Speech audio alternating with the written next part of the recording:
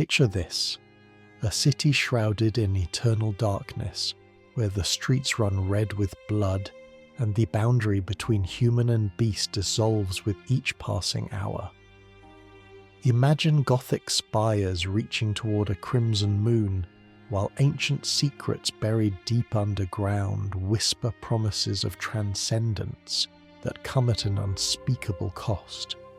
Tonight, we're diving into one of gaming's most intricate and haunting mythologies, the complete lore of Bloodborne. Before we begin our descent into Yharnam's blood-soaked streets, I want you to get comfortable. Adjust your pillow, settle into your blankets, and let the outside world fade away.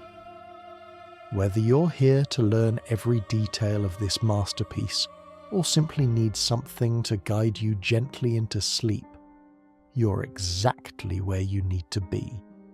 This journey will take us through thousands of years of history, from an ancient civilization that communed with cosmic gods to the Victorian-era city built unknowingly atop their ruins. We'll uncover the truth about the healing church and their miracle cure that became a curse. We'll meet hunters who fought monsters only to become them. We'll witness the tragedy of those who sought knowledge beyond human comprehension and paid with their sanity. And we'll discover why some secrets once buried should remain that way forever. So close your eyes if you'd like. And let me tell you about a night of the hunt that never truly ends. Long before the gas lamps of Yharnam cast their flickering light through fog-shrouded streets, before the healing church rose to power with promises of miraculous blood cures, before humanity even understood what it meant to reach beyond mortal limitations, there existed an ancient civilization known as the Pthumerians. The Pthumerians were not quite human, at least not as we would recognize humanity. They were tall and gaunt, with skin so pale it seemed to have never known sunlight.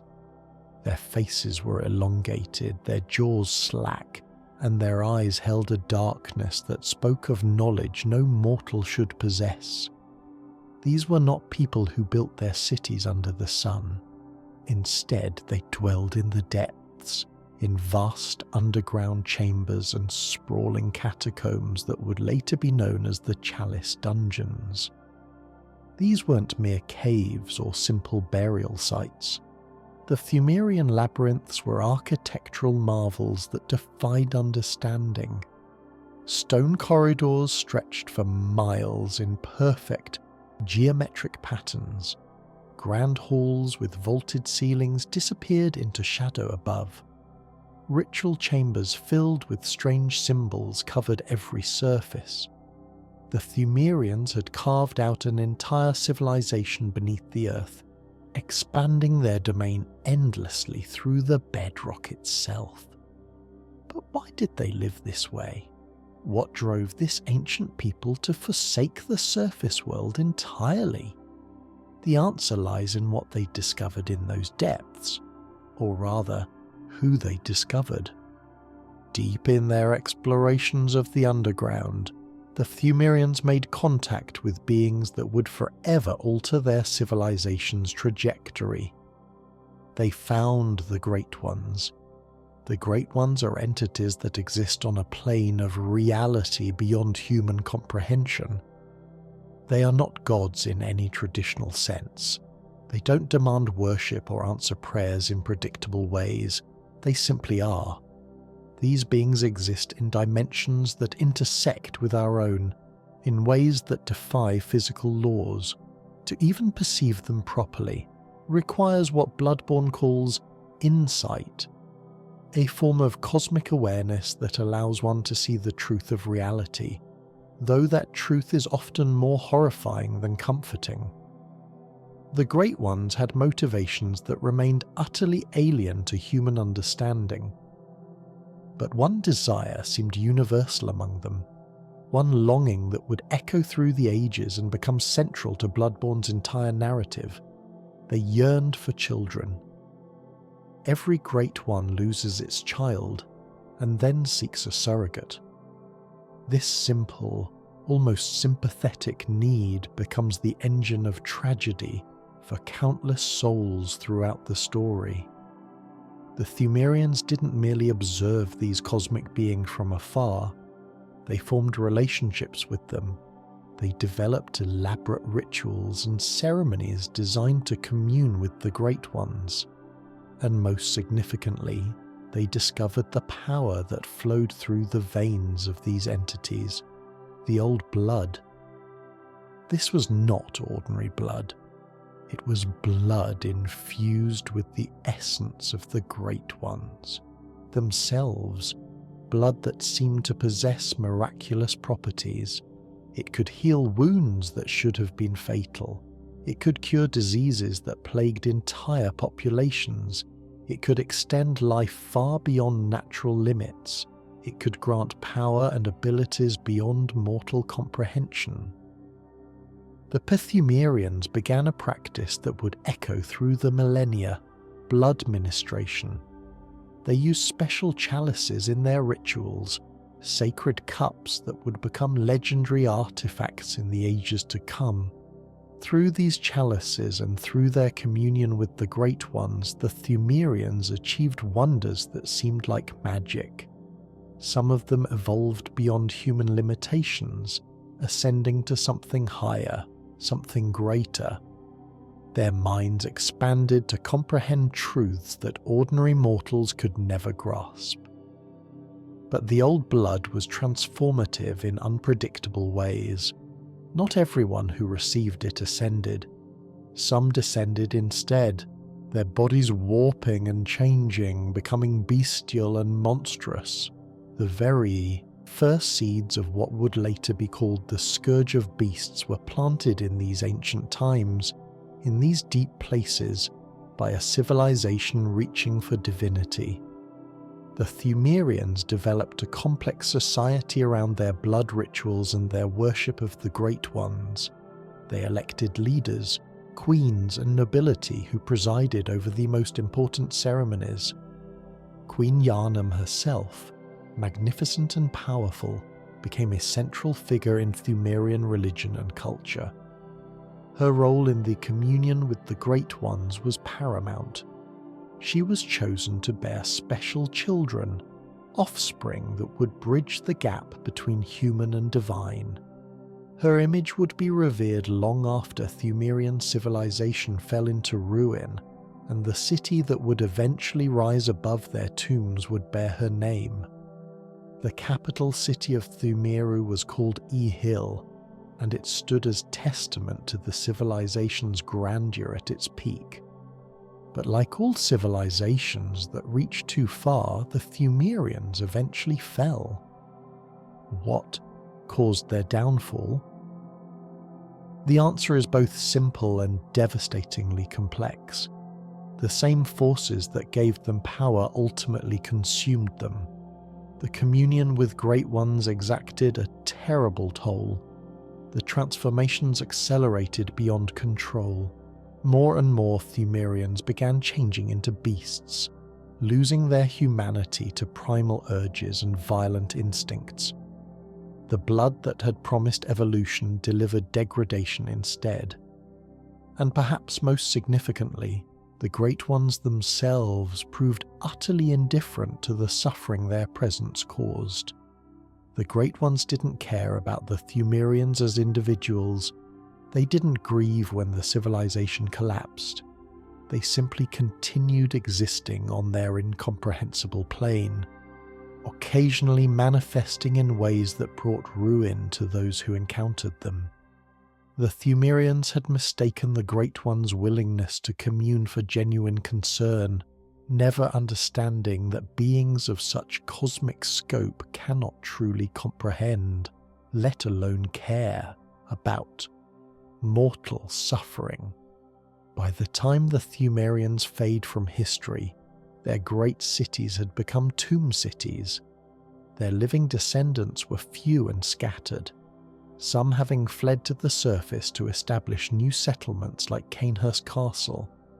Those who remained below became undead guardians, shambling corpses who continued their ancient duties long after the purpose had been forgotten.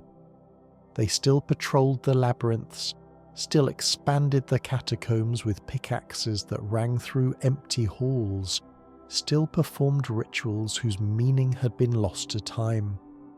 The chalices remained scattered throughout the depths, waiting. Hidden treasures that would tempt future scholars and tomb prospectors, and those who would eventually find these chalices, who would explore these dungeons and uncover these secrets, would set in motion the entire tragedy of Bloodborne. Because humanity, it seems, is doomed to repeat the mistakes of those who came before, the Pthumerians left behind more than just ruins and artifacts. They left a blueprint for ascension, a path to transcendence through blood and ritual. They left proof that communion with the Great Ones was possible, and they left a warning, written in the ruins of their civilization, evident in their transformation into beasts, clear in their ultimate fate, that some knowledge comes at too high a price. But warnings, as we'll see, are easily ignored when the promise of power beckons. To understand the tragedy of Bloodborne, we must understand the Great Ones themselves. These beings operate on principles so alien to human thought that even describing them feels inadequate. They exist across multiple planes of existence simultaneously. They perceive time differently than we do, if they perceive it at all in any linear sense.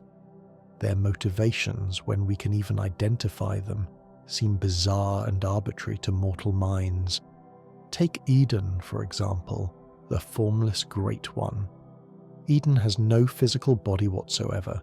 This being exists only as voice, as presence, as essence that permeates the world like an invisible force. Eden's power is associated with blood itself, the very substance that flows through every living creature. Some scholars believe Eden to be the source of the old blood that the Pthumerians discovered. Others think Eden simply represents the concept of blood made manifest as a conscious entity. What we know for certain is that Eden has fathered multiple children throughout Bloodborne's history. Murgo, the infant Great One whose cries echo through the nightmare of Mensis, is believed to be Eden's offspring with Queen Yharnam. The child that the NPC Ariana gives birth to after consuming too much blood is almost certainly Eden's as well. Even the impostor Iosefka, conducting her twisted experiments, may have borne one of Eden's children. This raises disturbing questions. How does a formless entity impregnate mortal women? The answer seems to be that Eden can manifest through blood itself. When someone receives enough old blood, when the essence of the Great Ones flows through their veins, Eden can act through that medium to create offspring. The children born this way are hybrid creatures, part human, part Great One, belonging fully to neither realm. Then there's Kos, or as some say, Cosm. Kos was a Great One who washed up dead or dying on the shore of a remote fishing hamlet.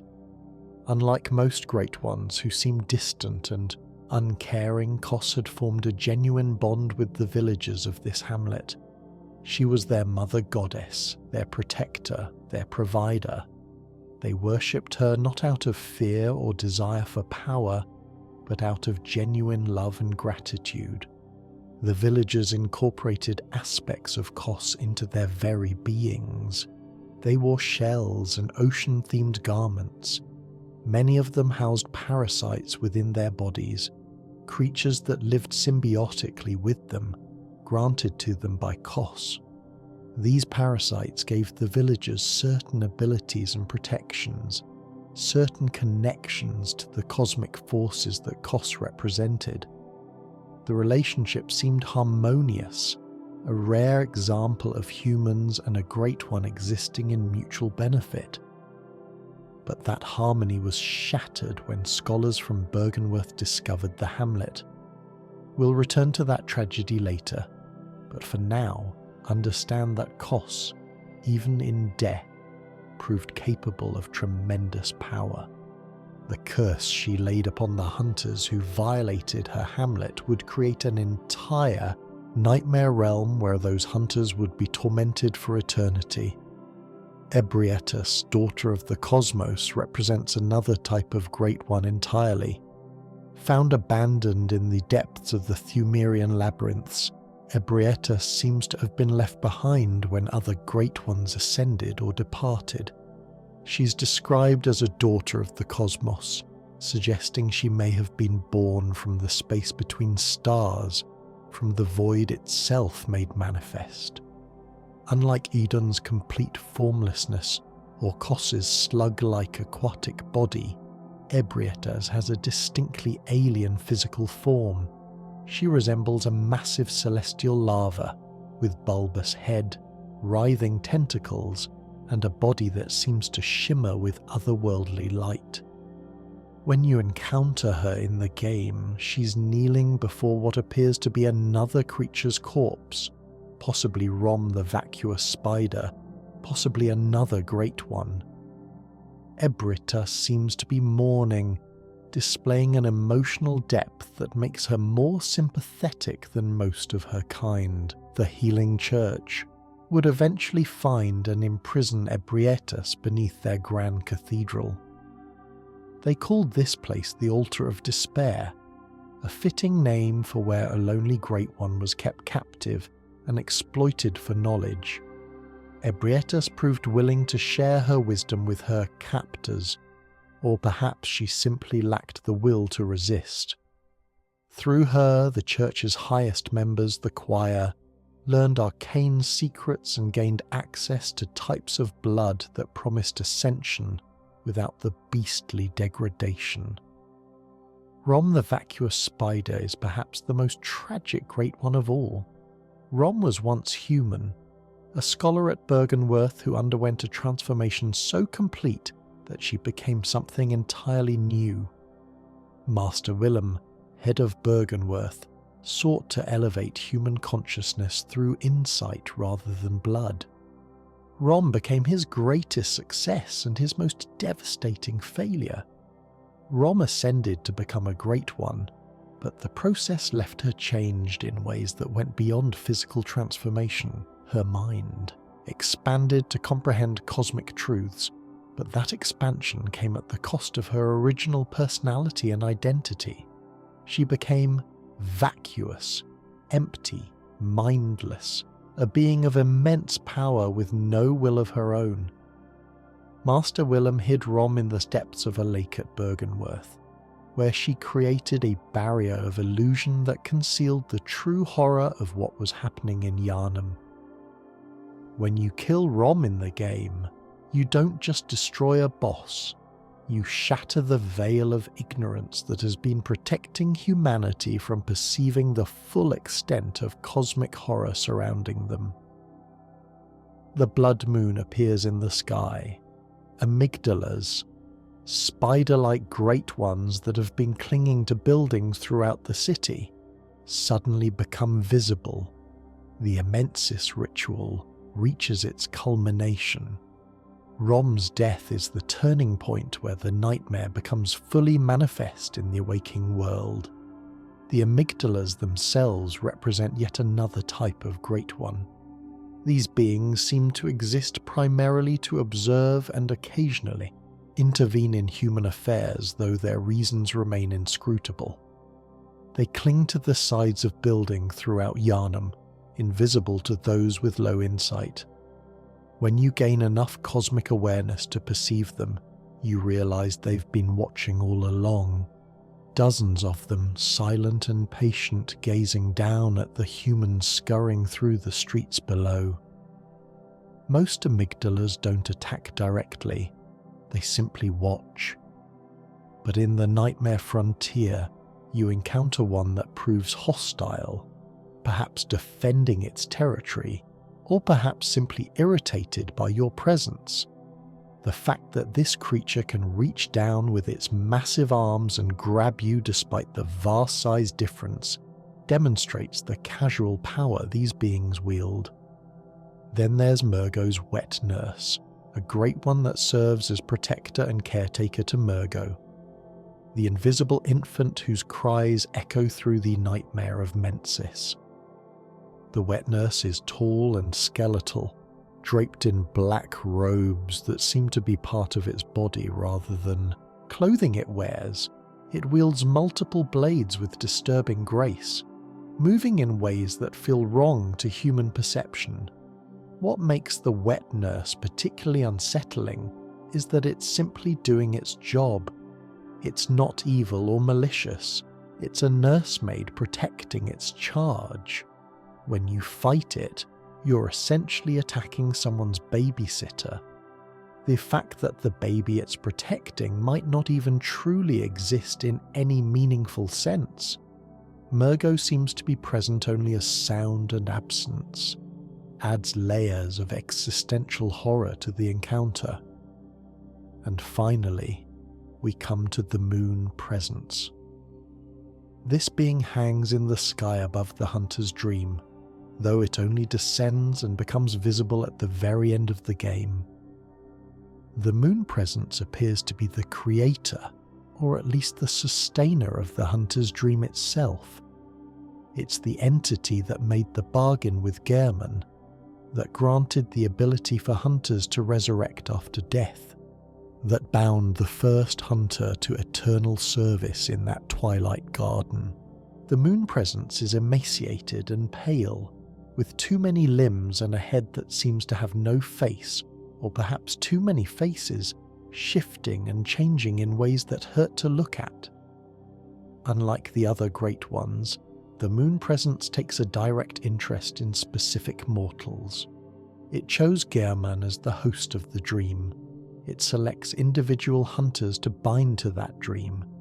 It tasks those hunters with slaying other great ones, particularly Murgo. Why does the moon presence want Murgo dead? The most prevalent theory is that the Great Ones are not unified. They have conflicts and rivalries incomprehensible to humans. Eden and the moon presence may be enemies of sorts, competing for dominance or influence in ways that mortal minds cannot grasp. By binding hunters to the dream and directing them to kill Murgo, Eden's child, the moon presence pursues its own inscrutable agenda. All of these beings share certain characteristics despite their vast differences. They lose their children. They seek surrogates. They exist across multiple planes simultaneously. They cannot be permanently killed. When you slay a great one in the game, you're merely destroying its physical manifestation. Its consciousness, its essence, returns to the cosmos, to the spaces between dimensions where such beings truly dwell. They are also, according to one item description, sympathetic in nature. This phrase has confused many players because the Great Ones certainly don't seem sympathetic in any conventional sense. But perhaps what it means is that they respond to calls, to prayers, to rituals. When someone earnestly seeks contact with the Great One, that Great One is likely to answer. The Pthumerians called, and the Great Ones responded. The villagers of the fishing hamlet prayed to Kos, and she answered. Gehrman made a bargain, and the moon presence accepted. The tragedy is that these responses rarely benefit the mortals involved. The Great Ones answer prayers, but not in ways that serve human interests. They grant wishes, but the price is always higher than anticipated. They offer power and knowledge, but accepting that offer means surrendering something fundamental. Your humanity, your sanity, perhaps your very sense of self. Understanding the Great Ones helps us understand why every faction in Bloodborne ultimately fails. The Pthumerians wanted to ascend through communion with these beings. They collapsed into ruin. The scholars of Byrgenwerth sought knowledge of the cosmos. They paid with their minds. The Healing Church tried to harness the power of old blood. They unleashed the Scourge of Beasts. The School of Mensis attempted to force direct contact with the Great One. They created a nightmare that consumed them all. The Great Ones are not evil. They're not cruel or sadistic. They're simply operating on a level so far beyond human comprehension that their merest attention brings catastrophe. They exist in dimensions where morality as we understand it has no meaning. They pursue goals that make no sense from a mortal perspective, and they remain utterly indifferent to the suffering they cause. This is cosmic horror in its purest form. Not monsters that want to hurt you, but entities so vast and so alien that your entire existence barely registers to them. And yet their casual presence in your reality is enough to drive you mad or transform you into something inhuman.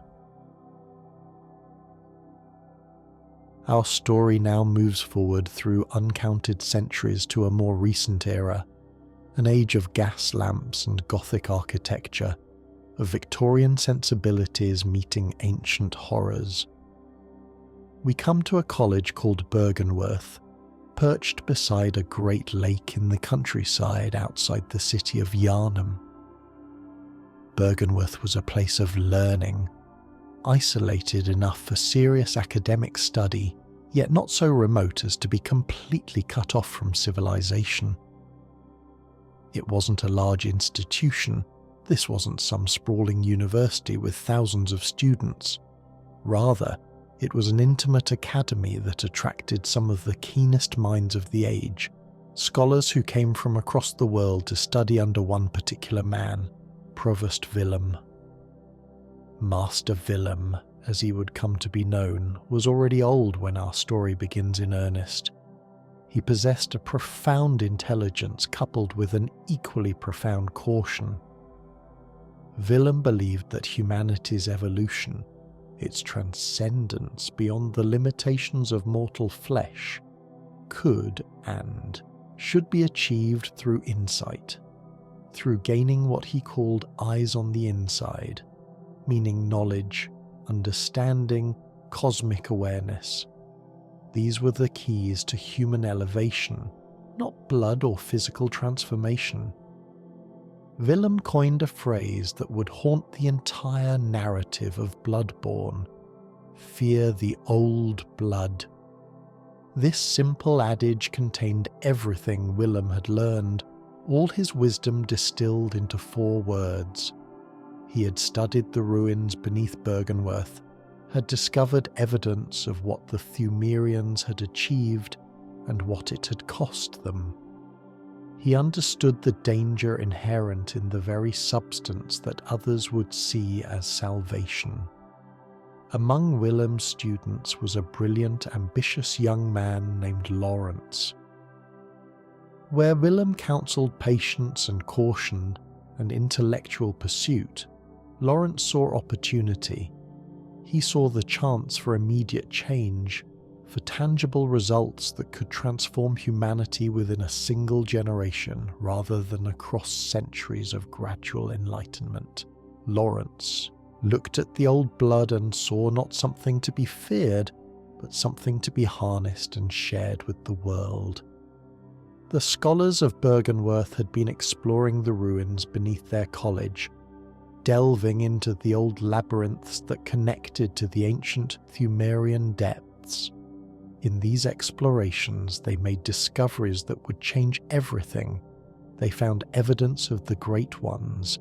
They found proof that the Pthumerians had achieved something remarkable through blood ministration. They found the old blood itself still potent after all these centuries. And they found something someone still alive in those depths. Ebritus, daughter of the cosmos, abandoned or left behind in the old Pthumerian labyrinths. Her discovery proved beyond all doubt that the Great Ones truly existed, that they were real rather than mythological, that contact with them was not only possible, but had already been achieved by a civilization long dead. The scholars also explored other areas in their search for knowledge. They ventured to a remote fishing hamlet by the sea, though that expedition would become one of the darkest chapters in the history of both Byrgenwerth and the institutions that would follow. We'll return to that tragedy later, but for now, understand that the scholars' explorations yielded both wonders and horrors in equal measure. Willem and Lawrence began to disagree more and more sharply about what to do with their discoveries. Willem argued for restraint and continued study. He wanted to understand before acting, to evolve through insight rather than physical transformation. He began his experiments with lining the brain with eyes, literally attempting to grant his followers the vision to perceive higher planes of existence. This is why, if you explore Byrgenwerth in the game, you encounter those strange patients with grotesquely swollen heads. Willem was trying to grant them eyes on the inside to force their minds to expand and perceive cosmic truths. The results were horrifying to look at and ambiguous at best in terms of success. These patients could perceive things ordinary humans couldn't, yes, but at the cost of their normal functioning and possibly their sanity. Lawrence fundamentally disagreed with this approach. He believed the old blood was the answer, not something to be feared, but something to be distributed and used. He believed that through careful blood ministration, humanity could be healed, strengthened, and elevated. He looked at the Pthumerians not as a cautionary tale but as proof of concept, evidence that blood ministration could work if done properly. The schism between master and student deepened until it became unbridgeable. Finally, Lawrence left Byrgenwerth, and he didn't leave alone. He took other scholars with him, believers in his vision who shared his conviction that the old blood represented humanity's future. He also took something precious to Willem. Accounts vary, but some sources suggest a pendant or a skull of some significant beast, something Willem would long for even decades later. Most importantly, Lawrence took the knowledge of the old blood and the determination to use it. He took the research and the samples. He took everything he'd learned about blood ministration and the communion with great ones. And he returned to Yharnam to found what would become the most powerful institution in the city's history, the Healing Church. Meanwhile, Willem remained at Byrgenwerth with his loyal followers. He continued his research into eyes and insight, continuing to attempt evolution through knowledge rather than blood. He watched as his prize student betrayed everything he'd taught, watched as Lawrence pursued the very path Willem had warned against, and he could do nothing but continue his own experiments and hope that somehow his warnings would be proven unnecessary. But Master Willem's fears would be vindicated in the most terrible way possible. The old blood that Lawrence so confidently championed would indeed heal and strengthen those who received it. But it would also transform them, corrupt them, turn them into the very beast that hunters would spend generations trying to eradicate. The Scourge of Beasts, which had destroyed Pthumerian civilization thousands of years earlier, was about to be unleashed on Yharnam. And once unleashed, it would prove impossible to contain. Lawrence returned to Yharnam as a man with a mission. He wasn't just a scholar anymore, He was a visionary with a plan to transform humanity itself. He established the healing church and set himself up as its first vicar, its spiritual and practical leader. The church began perhaps with genuinely good intentions. Lawrence and his followers positioned themselves as both medical practitioners and spiritual guides. They established grand cathedrals and workshops. They developed a formal system of blood ministration, standardizing the process and making it seem safe and reliable. And it worked. The blood healed, the blood cured, the blood gave strength to the weak and vitality to the dying. Word spread quickly through Yharnam and beyond. People flocked to receive this miracle treatment. The church's power grew exponentially. Within a generation, they had become the most influential institution in the city, controlling not just spiritual and medical matters but politics and virtually every aspect of life in Yharnam. They established different branches and orders within the church, each with specialized roles. There was the main clergy, who administered blood ministration and maintained the religious rituals. There were the healing church hunters, warriors trained to protect the church and its secrets. As the church grew in power and knowledge, they established even more secretive orders. The choir, composed of the highest-ranking members, pursued increasingly esoteric research into communion with the Great Ones. The School of Mensis, led by a scholar named Mikolash, sought to make direct contact with cosmic entities through dangerous rituals. The church also established workshops where specialized weapons were crafted specifically for combat against potential threats. They created an entire infrastructure around blood ministration, from the collection and storage of blood to its distribution to patients. They developed hierarchies and protocols. They built a bureaucracy that controlled who received blood, how much they received, and what type. For a time, everything seemed to be working perfectly. The church was healing the sick, growing in influence, and genuinely improving people's lives.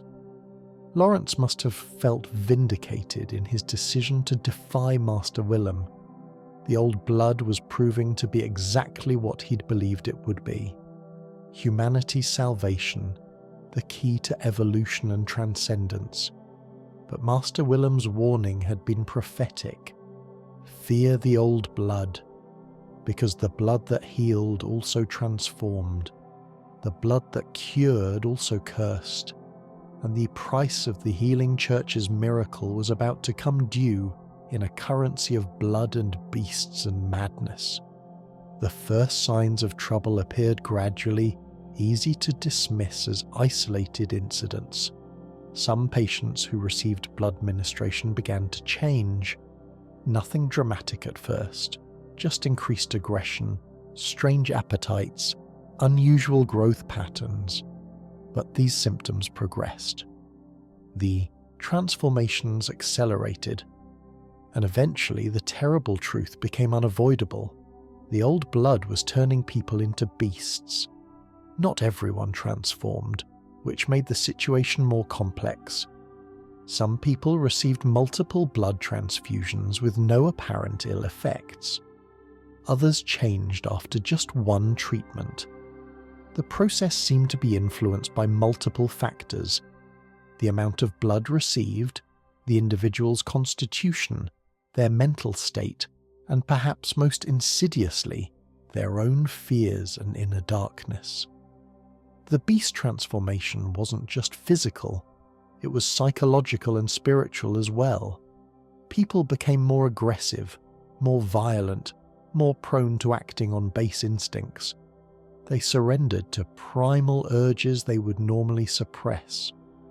Fear accelerated the process, as did rage and bloodlust.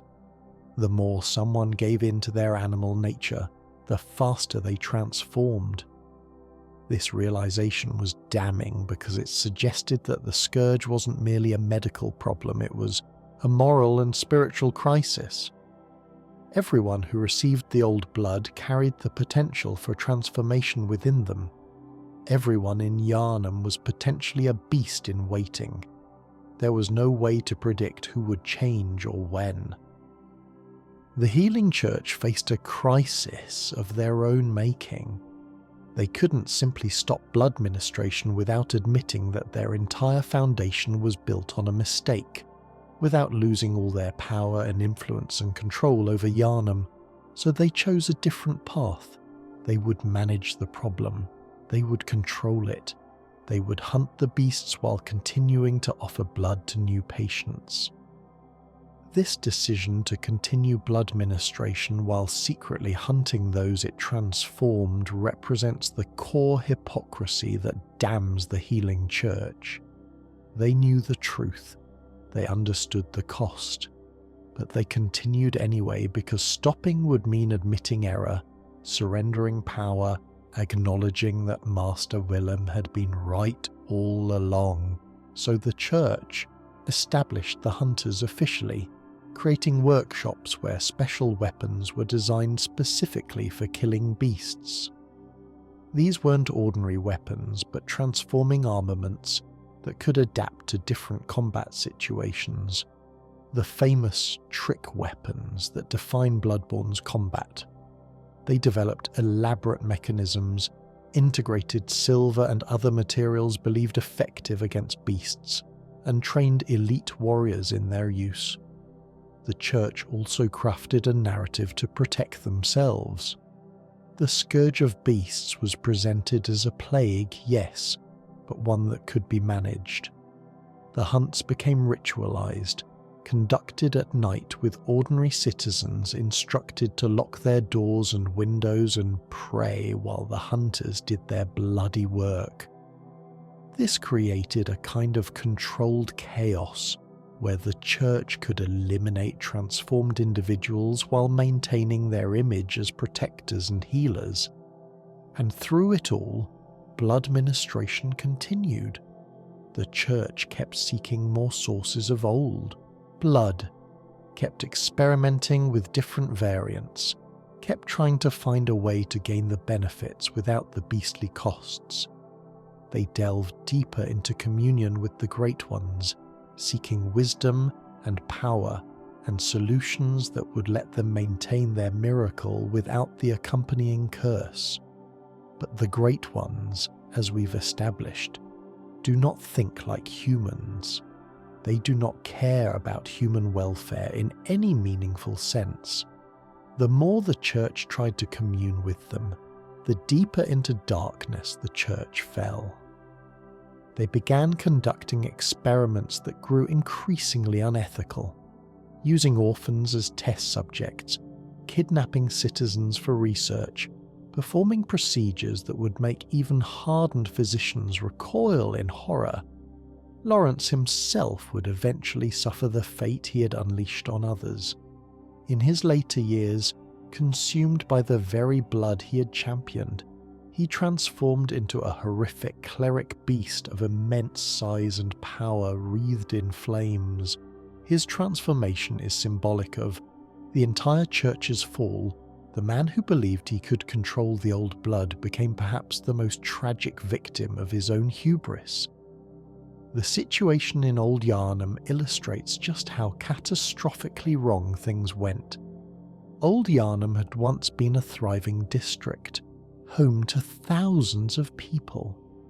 When the scourge became particularly severe there, when transformations multiplied and the infected outnumbered the healthy, the Healing Church made a decision that would haunt them forever. They decided to contain the outbreak through fire. The operation was carried out by the Healing Church hunters and a group called the Powder Kegs, craftsmen and warriors who specialized in creating explosive weapons and artillery. They sealed the exits from Old Yharnam, and then they systematically set the entire district ablaze. Men, women, children, beast and human alike, all were consumed in the flames. The church's justification was containment. They couldn't allow the scourge to spread beyond Old Yharnam, so they sacrificed that district to save the rest of the city. But the truth was more horrible. Many of those who burned weren't beasts at all. They were simply residents of Old Yharnam, guilty only of living in the wrong place at the wrong time. The church killed them preemptively, fearing they might transform, choosing murder over risk. This atrocity accomplished its immediate goal. Old Yharnam was sterilized, but it failed in every other respect. The scourge didn't stop. It continued appearing in other districts, proving that the problem couldn't be contained geographically. The beasts were everywhere because the blood was everywhere. The burning of Old Yharnam also created enemies for the church. One hunter, Jura, had participated in the burning but came to deeply regret it. He returned to the ruins and took up residence there, protecting the beast that still roamed the charred district. Jura came to see the beasts not as monsters but as victims, as people who didn't deserve additional cruelty in their afflicted state. As the scourge continued and worsened, the hunt became less controlled and more chaotic. The definition of what constituted a beast became flexible. Hunters began killing not just transformed individuals, but anyone who exhibited suspicious behavior, anyone who seemed like they might be in early stages of transformation. The hunt became less about protection and more about preemptive culling. The mob mentality that developed is evident throughout Yharnam. Citizens driven mad by fear became as dangerous as the beasts they feared. They formed mobs wielding torches and pitchforks, killing anything that seemed different or wrong or threatening. They had internalized the logic of the hunt so completely that they became monsters themselves, not physically transformed, but morally compromised, their humanity eroded by constant fear and violence. The healing church, meanwhile, retreated ever deeper into their cathedrals and research facilities. They couldn't solve the scourge through conventional means, so they sought solutions in increasingly esoteric directions. They intensified their communion with the Great Ones. They sought out more sources of old blood. They experimented on their own clergy, on orphans, on anyone they could justify sacrificing in the name of finding a cure. But nothing worked. The scourge continued to spread. The nights of the hunt grew longer and more frequent. The gap between hunt nights and normal nights shrank until they became indistinguishable. Yharnam was effectively in a constant state of hunt, a city at war with itself, consuming its own population in a futile attempt to burn out an infection that lived in their very blood. And Lawrence, the brilliant scholar who had defied his master to bring this miracle to Yharnam, eventually succumbed to the beast himself. Whether he held on longer than most through sheer force of will, or whether his intimate knowledge of blood ministration delayed his transformation, we'll never know. But in the end, even he couldn't escape the curse he'd unleashed. He became a monster, and somewhere in what remained of his consciousness, perhaps he finally understood why Master Willem had told him to fear the old blood. Before we continue deeper into Yharnam's darkest secrets, I want to take a moment to thank you for being here. Whether you're still wide awake, fascinated by every detail of this intricate story, or drifting peacefully towards sleep with these words as your guide, I appreciate you spending this time with me. If you're enjoying this deep dive into Bloodborne's lore, I'd love it if you'd hit that like button and subscribe to Nightfall Lore. Your support helps me create more of these long-form explorations into gaming's most captivating stories.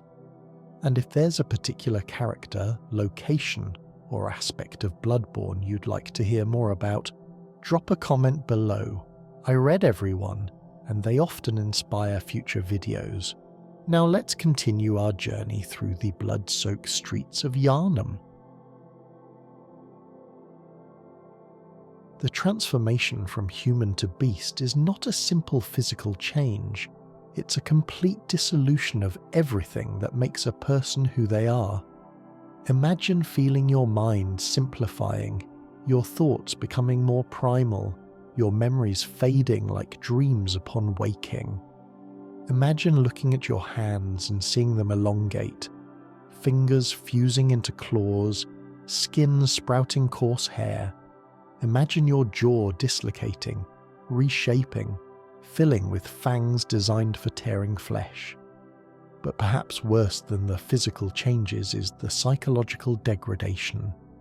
You're still aware, at least at first. You watch yourself becoming something else, helpless to stop it. You feel your human concerns, your love for family, your plans for the future, your sense of morality, all of it slipping away, replaced by hunger and rage and the overwhelming compulsion to hunt, to kill, to feed. The Scourge of Beasts manifested in different ways depending on the individual. Some people transformed into werewolf-like creatures, their bodies covered in fur, walking on all fours or hunched over in a grotesque parody of human posture. These lupine beasts retained just enough human shape to make their transformation more disturbing. You could still see traces of the person they'd been in the shape of their skull, the configuration of their limbs. Others became more chimeric, taking on qualities of different animals. Some grew scales or shells. Some developed multiple eyes or extra limbs. The transformation didn't follow consistent rules because it was responding to something internal, manifesting the beast that had always lurked within the person's psyche. The worst cases produced what the game calls cleric beasts, massive abominations that towered 3 or 4 stories tall. These creatures barely resembled anything earthly. They were amalgamations of deer, wolf, human, and something else entirely. Antlers sprouted from malformed skulls, arms elongated grotesquely, bodies became hunched and massive. Father Gascoigne, a noted hunter and priest, eventually became such a creature. A fitting irony for a man who spent his life killing beasts. The citizens of Yharnam lived in constant terror. You never knew who might transform next. Your neighbour, your spouse, your child. Any of them could wake up one morning with the first signs: increased aggression, a taste for raw meat, eyes that had started to glow yellow in certain light. And once the transformation began, it couldn't be stopped. There was no cure, no way to reverse it. The person you loved was gone, replaced by a monster wearing their face. This fear created a paranoia that was almost as destructive as the scourge itself. People became suspicious of everyone. They reported neighbours for suspicious behaviour. They formed vigilante groups that hunted anyone who seemed different. The mob mentality that overtook Yharnam transformed ordinary citizens into killers, murdering people on the slightest suspicion that they might be infected. The church's hunters were supposed to provide order and protection, but they too were vulnerable to corruption.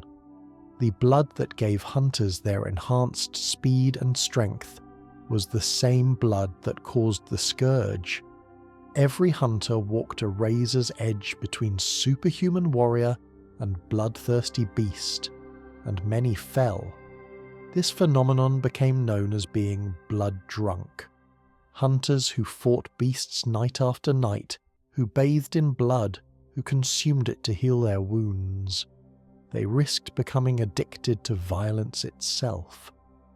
The thrill of the hunt, the rush of combat, the intoxication of blood, all of it could corrupt a hunter's purpose.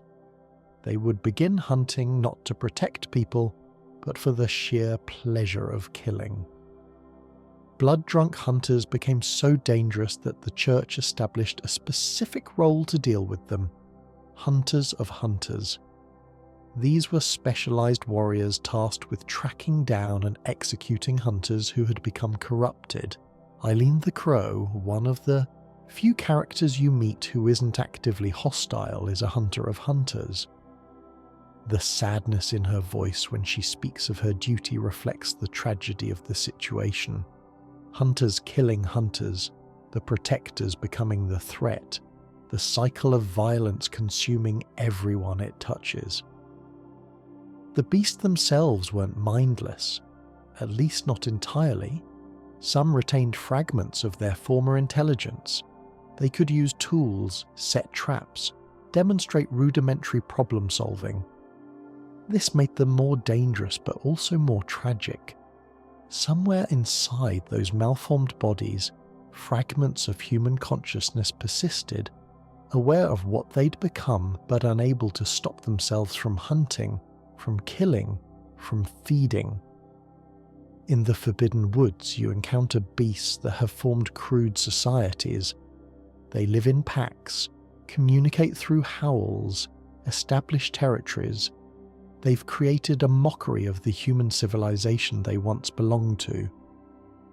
The fact that they still build structures, still use weapons, still demonstrate social organization makes their condition more horrifying. They haven't fully become animals. They're trapped in a state between human and beast, belonging to neither world. The Scourge also created variations and mutations that seem to have no earthly explanation. Some beasts developed electrical properties, discharging lightning from their bodies. Others gained the ability to explode in flame upon death. These unnatural traits suggested that the transformation was influenced by more than just the old blood's physical properties. It was responding to cosmic forces, to the influence of the Great Ones themselves. Areas like the Chalice dungeons revealed that the Scourge had existed for thousands of years. The ancient Pthumerians had faced the same curse. In the ruins of Loran, a Pthumerian city, you find evidence of a beast plague that destroyed their civilization just as it was destroying Yharnam. The watchdog of the old lords, a massive beast wreathed in flames, that guards Pthumerian depths, demonstrates that the Scourge could create truly terrible creatures even in ancient times. This historical precedent should have served as warning. The Pthumerians, with all their knowledge and power and communion with the Great Ones, couldn't stop the Scourge. It consumed their civilization entirely. Yet the Healing Church believed they could succeed where the Pthumerians had failed. This hubris, this certainty that they could control what had destroyed an entire civilization, represents the ultimate arrogance. And so the hunt continued, night after night. Hunters roamed the streets, killing beasts that had once been citizens. Citizens huddled behind locked doors, praying they wouldn't be next to transform.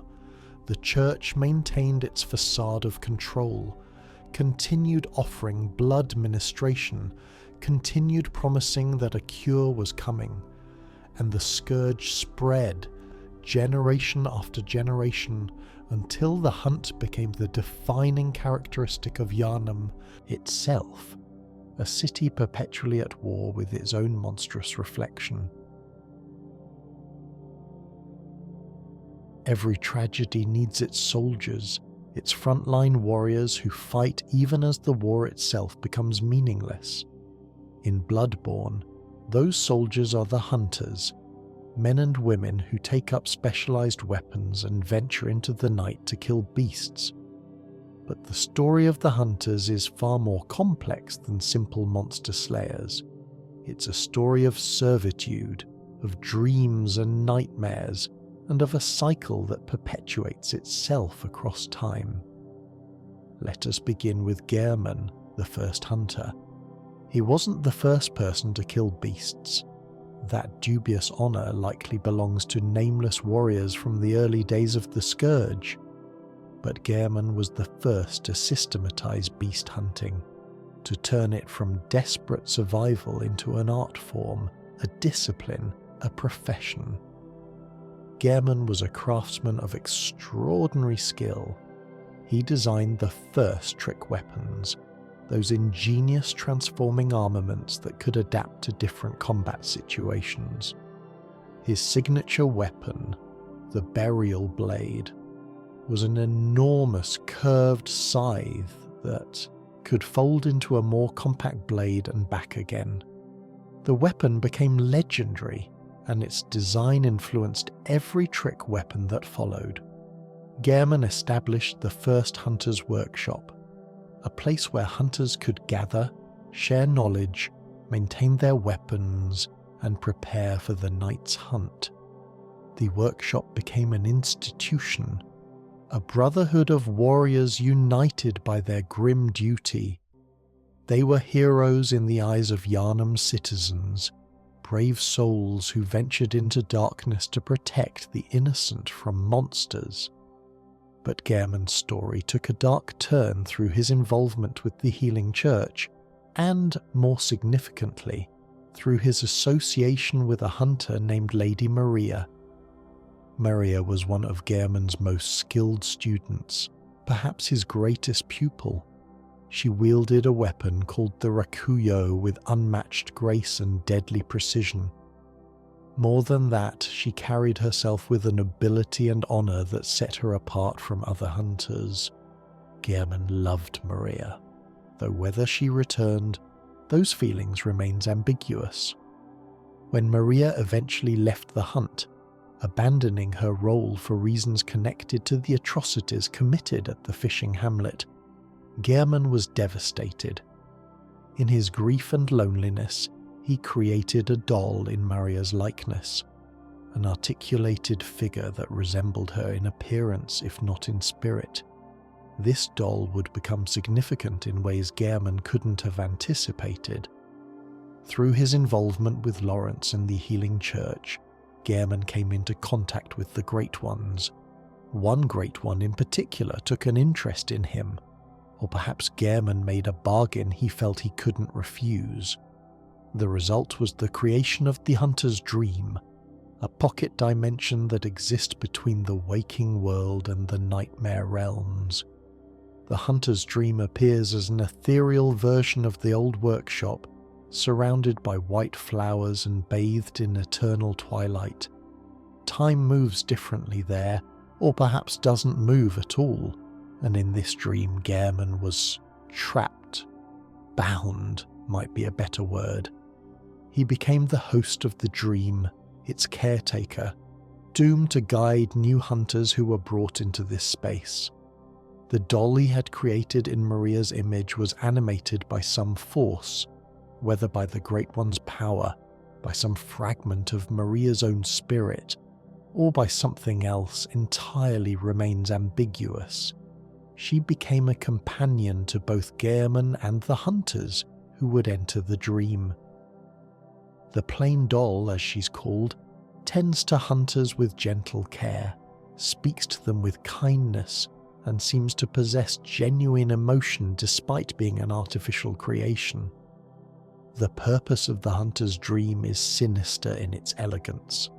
It allows hunters to die and return, to resurrect after each death, making them effectively immortal for the duration of the hunt.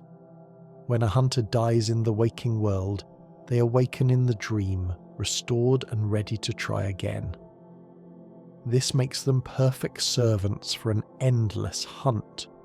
Warriors who can throw themselves against impossible odds again and again without permanent loss. But this resurrection comes at a terrible price. The hunters bound to the dream lose their connection to normal life. They can't truly rest. They can't escape. They are caught in a cycle of hunting, dying, and hunting again, serving the dream's purpose. which is ultimately to serve the Great One who created or sustains the dream. Gehrman himself is both prisoner and warden of this system. He sits in his wheelchair in the dream, aging but never dying, aware of his servitude but unable to escape it. When he speaks to you, the player character, there's profound sadness in his words. He offers advice and encouragement, but underneath is the weariness of someone who has been trapped for an unbearably long time. You can sometimes hear him muttering in his sleep, "Oh, Lawrence, what's taking you so long? I've grown too old for this, of little use now, I'm afraid." And more chillingly, "Oh, Lawrence, Master Willem, somebody help me. Unshackle me, please, anybody. I've had enough of this dream. The night blocks all sight. Oh, somebody, please." These words reveal a man in despair, desperate for release from a prison of eternal twilight. The plain doll serves as a gentler presence. She's kind to hunters, tending to them, caring for them, speaking with warmth and compassion. But she's also not quite real, or perhaps she's more real than she appears. She refers to hunters as good hunter, with genuine affection. She seems to possess autonomy, fragments of will or consciousness that make her more than a mere construct. Whether this comes from Maria's influence, from the Great One's power, or from something else remains one of Bloodborne's most beautiful ambiguities. After Gehrman established the traditions of the hunt, other notable hunters rose to prominence. Ludwig the Holy Blade was perhaps the most famous after Gehrman himself. Ludwig was a church hunter devoted to the healing church's cause, a man who believed deeply in the righteousness of his mission. He wielded the Holy Moonlight Sword, a weapon of pure arcane energy that he received through communion with the Great Ones. Ludwig founded the Healing Church Hunters as a formal organization, creating structure and protocols for beast hunting under the church's authority. He was beloved by common people, their protector, their champion, the symbol of hope that the hunt could be won. His tactics emphasize straightforward combat, holy purpose, and unwavering courage. But Ludwig's story ends in tragedy. The same blood that gave hunters their strength also made them susceptible to the Scourge. Ludwig, despite his purity of purpose and holy conviction, eventually succumbed to transformation. He became a beast, a horrific equine monstrosity that haunted the hunter's nightmare. Even in beast form, fragments of Ludwig's consciousness remained, enough to recognize his beloved sword when shown to him, enough to experience one final moment of lucidity before death. Other hunters developed different approaches to their craft. The powder keg specialized in overwhelming firepower and explosive weapons.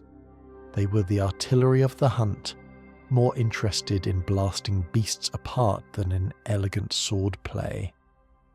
They were also responsible for the burning of Old Yharnam, executing the Healing Church's scorched earth policy.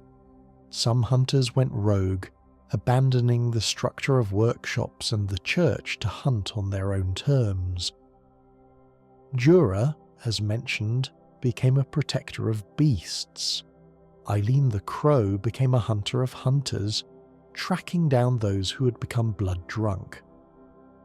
These independent hunters often developed unique styles and philosophies, finding their own answers to questions about the nature of hunting and its purpose.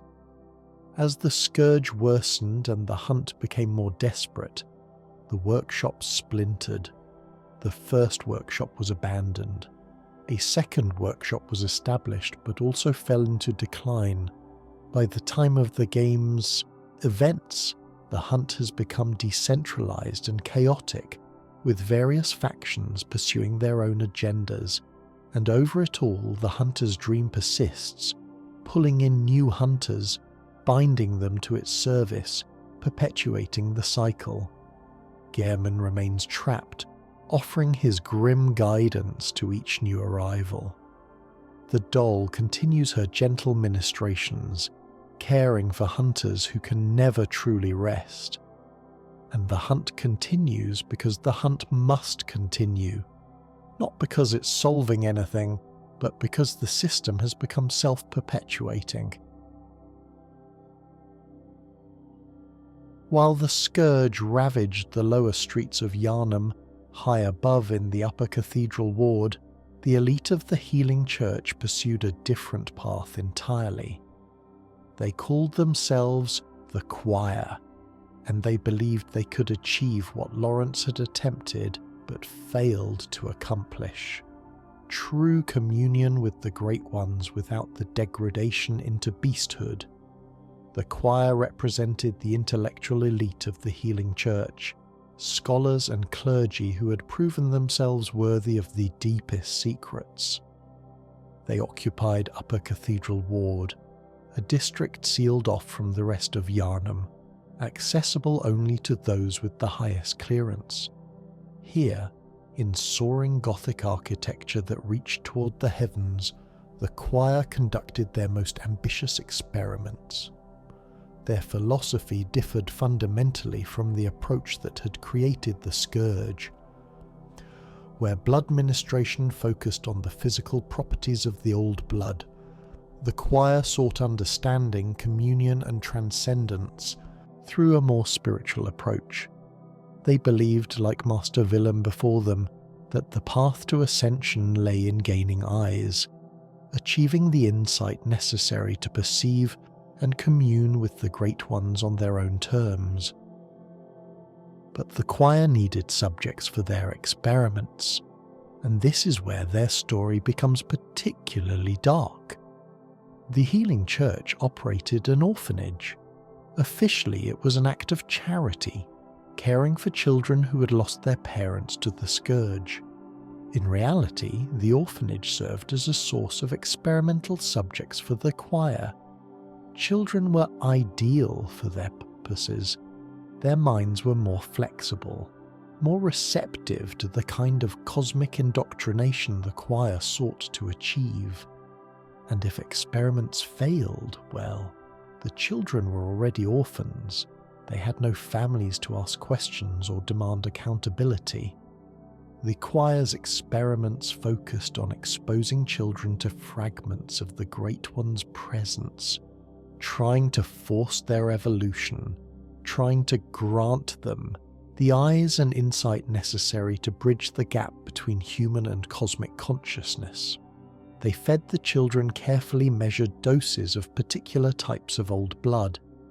They performed procedures we can only imagine based on the results.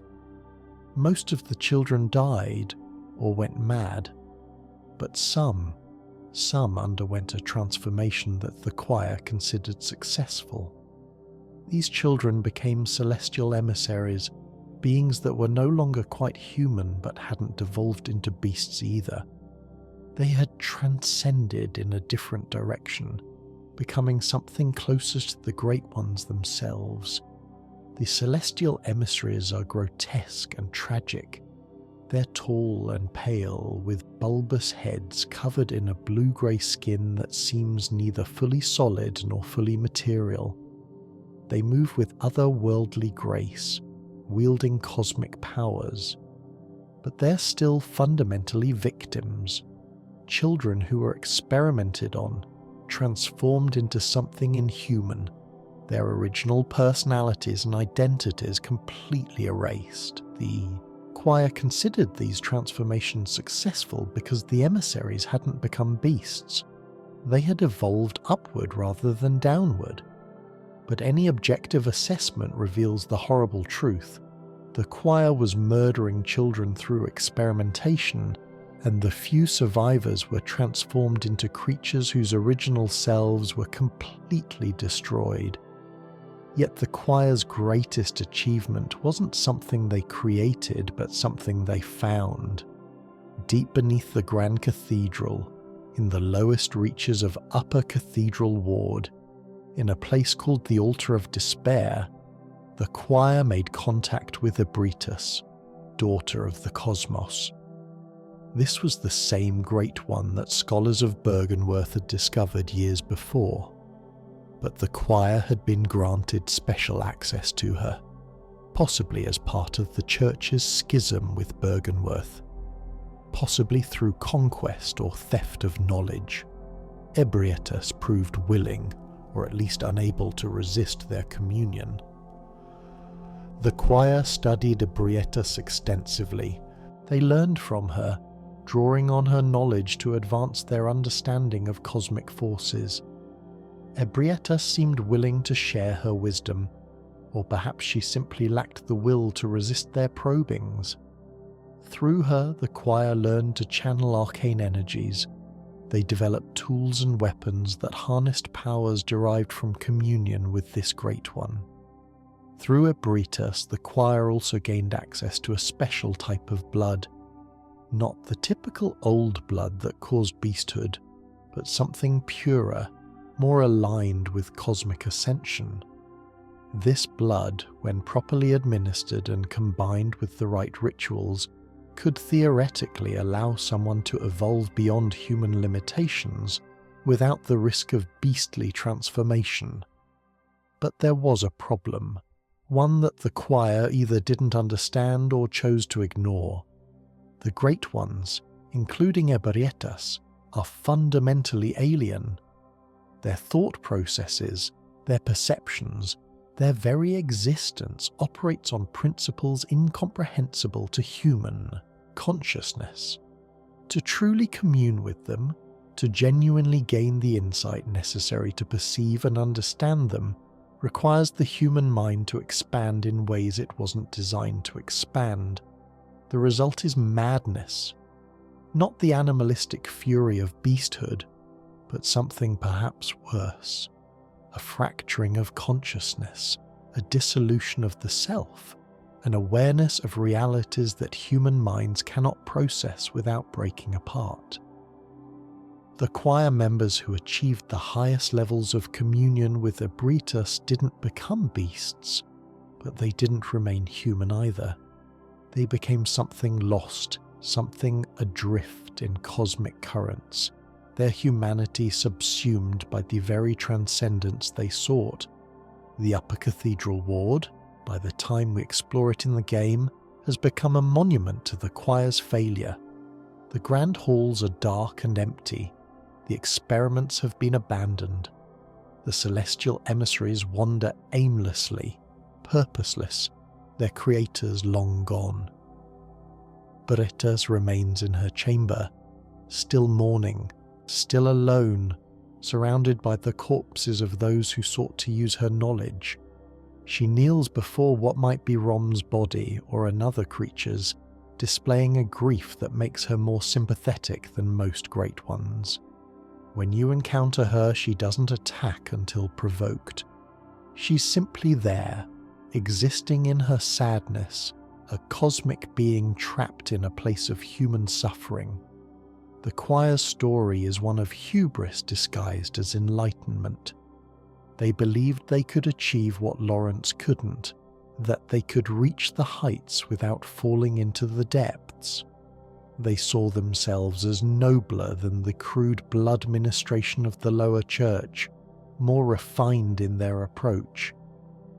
But their methods were just as cruel, their results just as tragic, their victims just as numerous. The children of the orphanage paid the ultimate price for the choir's ambition. Those who survived as celestial emissaries exist in a state of limbo, not human, not truly Great Ones, not even fully conscious in the way we understand consciousness. They are living failures, monuments to misguided experimentation.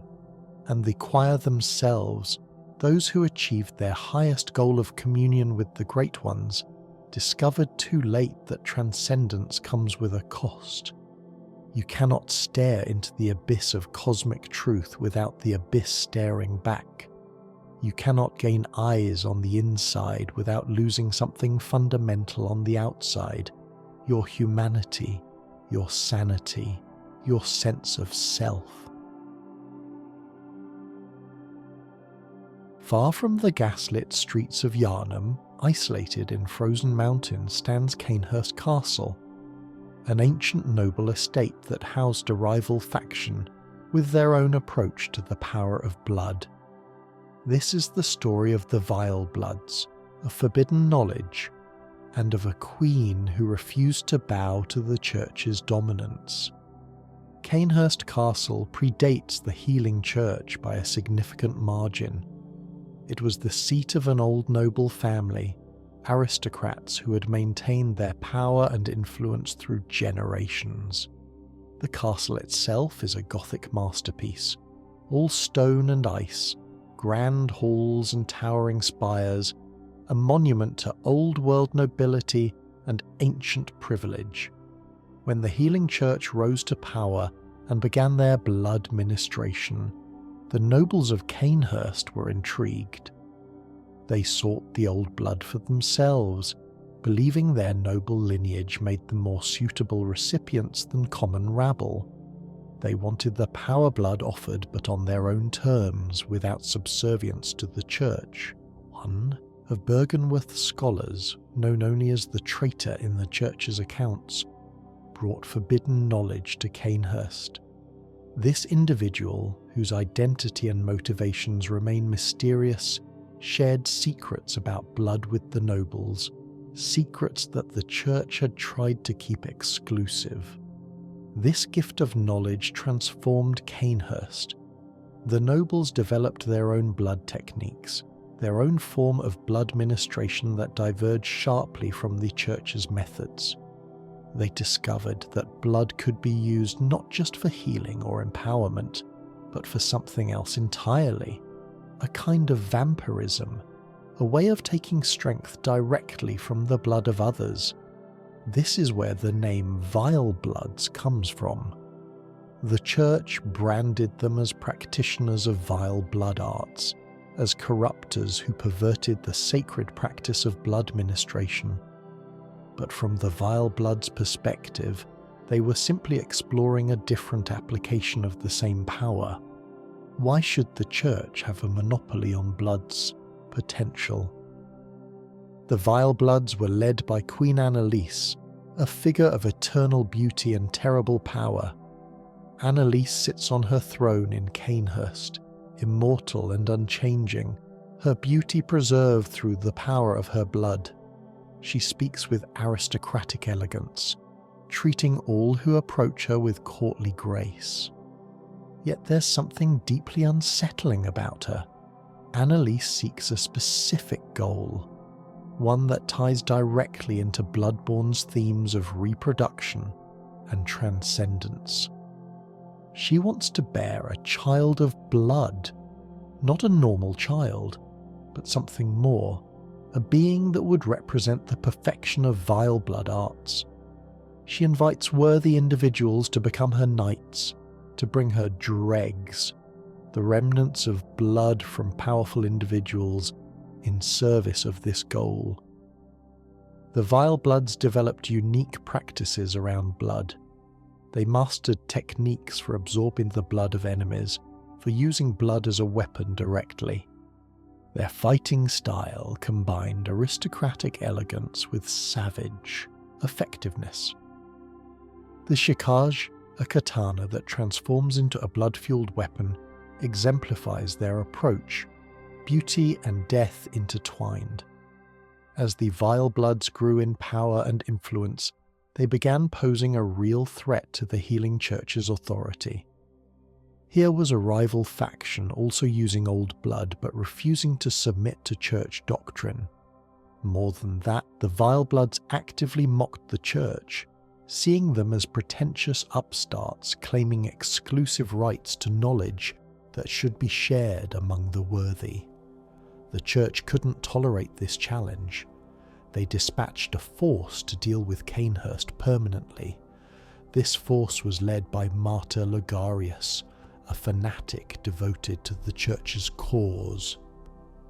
Logarius and his executioners, warriors specifically trained to hunt and kill Vilebloods, laid siege to Cainhurst Castle. The battle was brutal. The executioners fought through the castle, killing every Vileblood they encountered.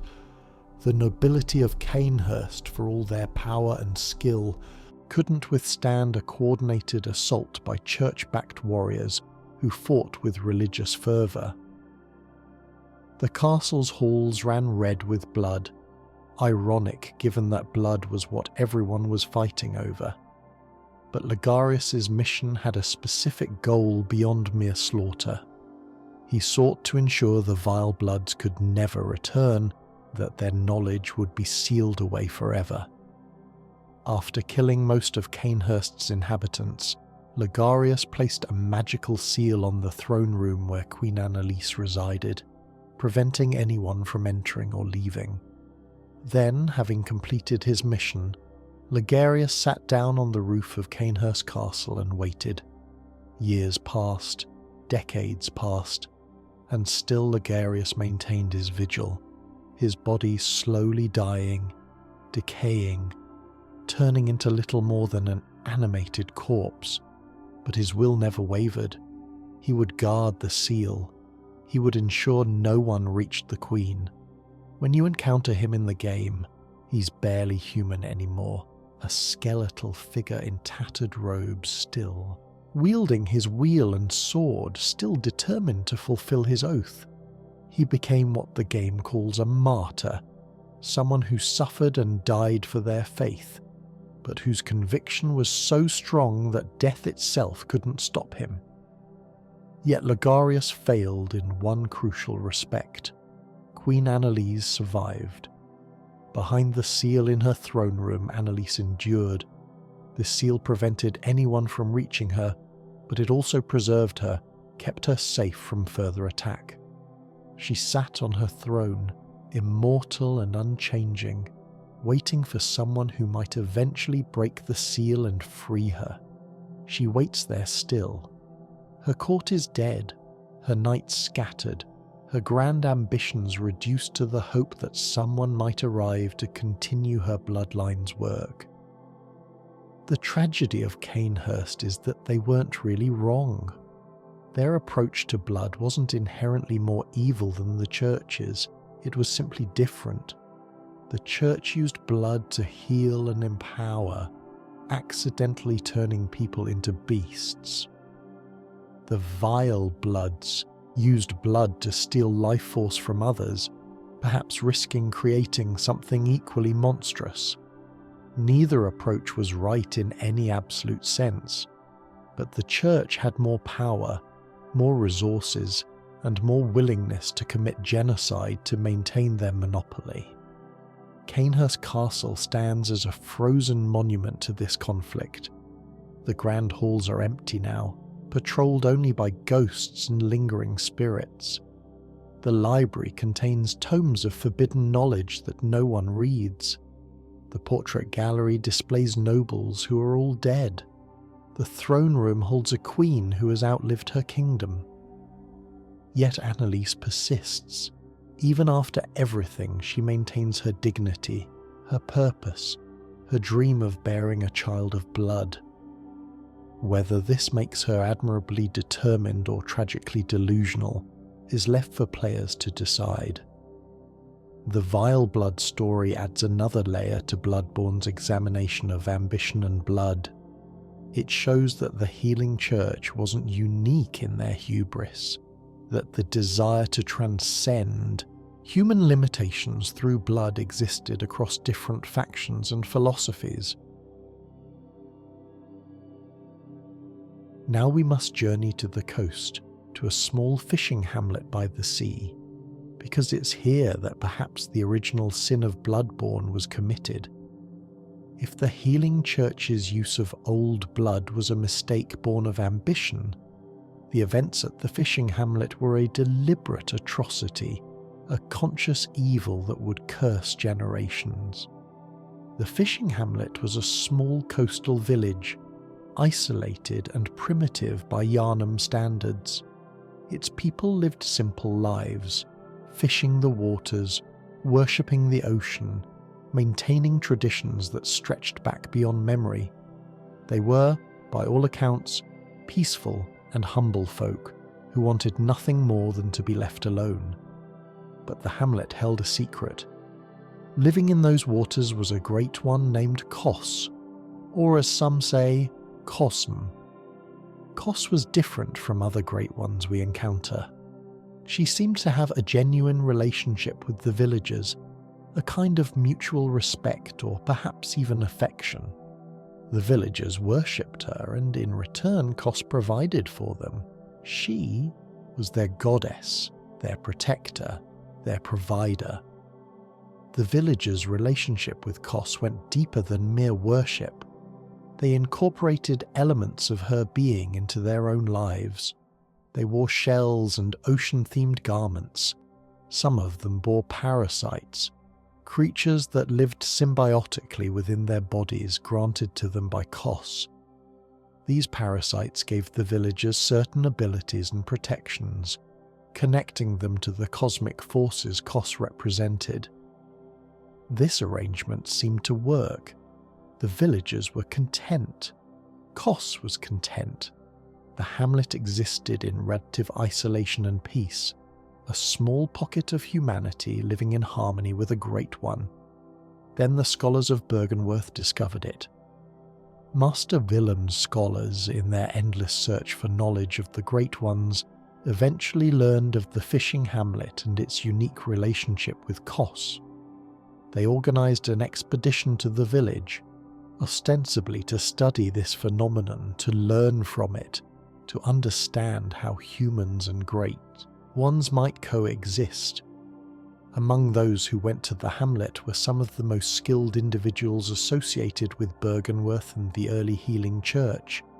Gehrman was there, Lady Maria was there, church officials were there, and their intentions, whatever they might have claimed, were not peaceful. What happened next is shown to us in fragments, in environmental storytelling, in the nightmarish recreation of the hamlet that exists in the hunter's nightmare. The scholars didn't come to learn from the villagers. They came to take what they wanted, to extract knowledge, to acquire samples, to dissect and study. And they didn't care what violence was necessary. The expedition became a massacre. The villagers were killed. Men, women, children, all slaughtered by the scholars and hunters. Those who weren't killed outright were subjected to experiments and vivisections, studied as specimens rather than people. According to item descriptions, scholars carved open villagers' skulls, searching for eyes on the inside, for any signs of cosmic knowledge being transferred from Kos to her worshippers. The parasites within their bodies were extracted and studied. The village was pillaged for anything of value, any knowledge that could be gained. It was colonial violence in its purest form, outsiders descending on an indigenous population, declaring their culture and knowledge to be resources for exploitation, murdering anyone who resisted. But the true atrocity was what they did to Kos herself. Kos had washed up on the shore of the hamlet. Whether she was dead or dying before the scholars arrived remains ambiguous, but her body was there, massive and otherworldly, a great one rendered vulnerable. The scholars descended upon her corpse like scavengers. They cut into her. They extracted samples. They dissected her, seeking to understand her biology, her power, her essence. And Kos was pregnant. Inside her body was a child, the orphan of Kos. The scholar's violation of Kos's corpse was also a violation of her unborn child. Whether they extracted the orphan, or whether it emerged on its own after Kos's death, the result was the same: a great one's child, orphaned and traumatized, bound to its mother's violated corpse. This act created a curse that would echo through time. Great ones seek children. They yearn for offspring, The fact that humanity murdered a great one and orphaned her child represents perhaps the greatest sin possible against these cosmic entities. Lady Maria was deeply affected by what happened at the fishing hamlet. She had participated in the violence, had shed blood in that cursed place, and the guilt destroyed something fundamental in her. She cast her weapon, the rakuyo, into the well of the hamlet, symbolically rejecting the hunt and all it represented. She returned to Yharnam and eventually took a position at the research hall, working with patients there, perhaps seeking redemption through care of other victims. But redemption was impossible. The curse of the fishing hamlet followed her, followed Gehrman, followed every hunter who'd been present at that massacre, and eventually it followed all hunters forever, binding them to a nightmare.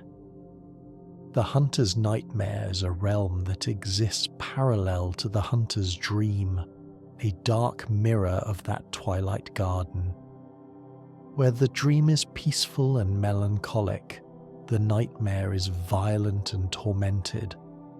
It's a place where hunters who have been particularly cruel, particularly blood-drunk, or particularly tainted by the sin of the fishing hamlet are dragged after death.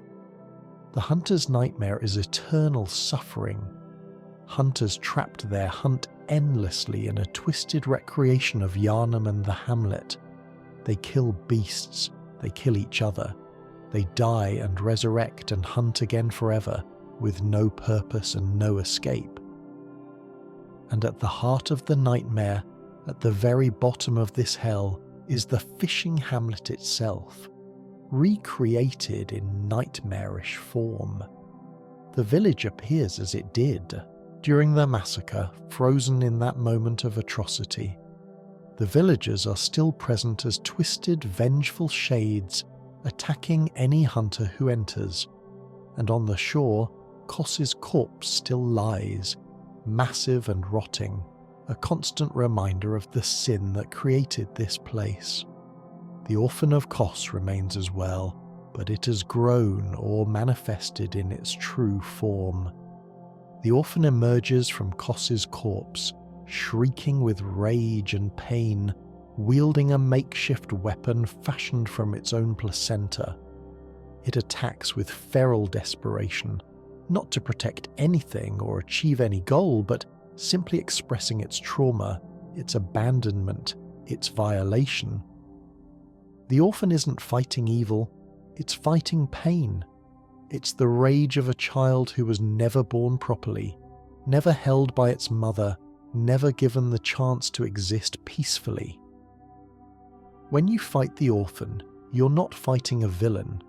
You're fighting concentrated suffering made manifest. Lady Maria serves as a boss fight as well, found in the hunter's nightmare, guarding the research hall and the path to the hamlet. She fights desperately to prevent anyone from reaching the hamlet, trying in death to protect a place she failed to protect in life. Her moveset incorporates her blood into her attacks in ways she would have abhorred when alive, a sign of how the nightmare has corrupted even her attempt at redemption. The curse of the fishing hamlet represents Bloodborne's statement on colonialism, on scientific exploitation, on the arrogance of those who believe their pursuit of knowledge justifies any atrocity. The scholars of Byrgenwerth believed they were advancing human understanding. They believed their research justified the cost. They were catastrophically wrong. Among all the factions pursuing communion with the Great Ones, none went further or fell harder than the School of Mensis. This group, led by a scholar named Mikolash, represented the final extreme of humanity's attempt to force contact with cosmic entities, and the catastrophic consequences when that contact succeeds. The School of Mensis originally arose from Byrgenwerth's scholarly community, but they broke away to pursue their own radical approach. Where the choir sought gradual ascension through blood and ritual, Mensis wanted immediate direct contact. They wanted to speak to the Great Ones face to face, to force an audience with cosmic entities, to demand the transcendence that others merely hoped for. Micolash, the host of the nightmare, was both brilliant scholar and complete madman. Though whether he was mad before the ritual or became mad because of it remains unclear.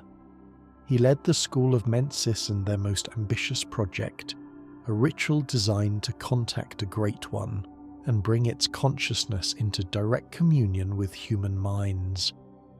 Their target was Mergo, an infant Great One, offspring of Queen Yharnam from the ancient Pthumerian civilization. Mergo is one of the most mysterious figures in Bloodborne's lore. An infant Great One, possibly stillborn or possibly murdered, Mergo exists in a state between life and death, presence and absence. You never see Mergo directly in the game, only a crib, only cries, only the suggestion of existence. The School of Mensis devised their ritual carefully. They would use special artifacts called Mensis cages, strange lattice structures worn on the head to open minds to cosmic frequencies. They would perform the ritual together, all the scholars of Mensis participating, their consciousnesses synchronized, reaching out in unison toward Mergo. They succeeded. Contact was made. The barrier between human consciousness and cosmic awareness was breached.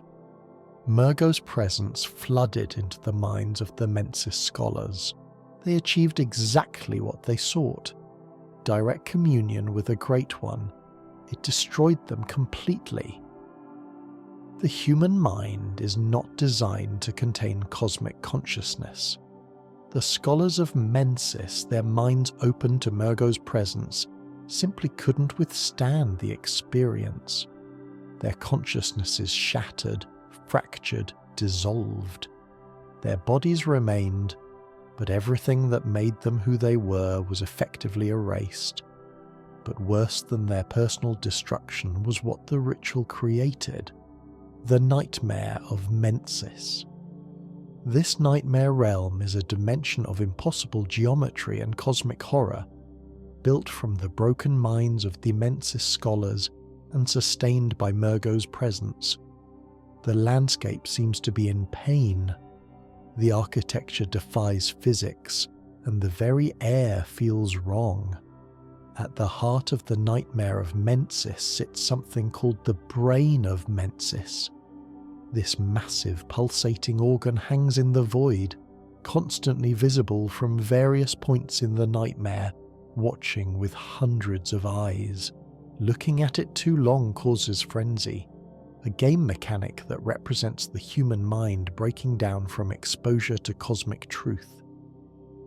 The brain represents either the collective consciousness of the Mensis scholars or a manifestation of Mergo's presence, or perhaps both. The fusion of human and cosmic awareness that the ritual created. It doesn't attack directly, it simply exists, and its existence is weapon enough.